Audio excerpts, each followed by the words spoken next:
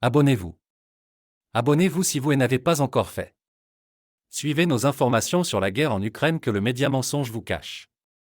L'armée ukrainienne pourrait se retirer du bastion oriental clé de Bakhmut, a déclaré mercredi un conseiller du président ukrainien, au milieu d'une offensive russe implacable qui cherche depuis des mois à capturer la ville.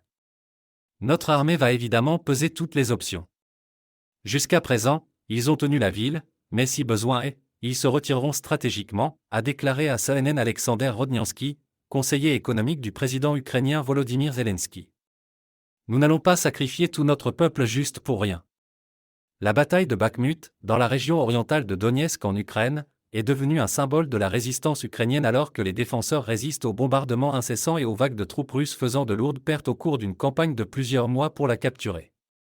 Rodniansky a noté que la Russie utilisait les meilleures troupes du groupe Wagner, une société militaire privée dirigée par un millionnaire voyou ayant des liens de longue date avec le président russe Vladimir Poutine, pour encercler Bakhmut.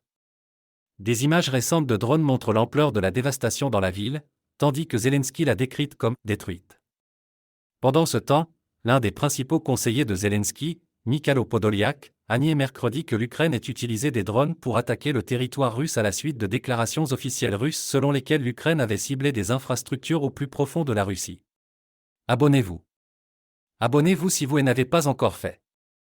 Suivez nos informations sur la guerre en Ukraine que le média mensonge vous cache.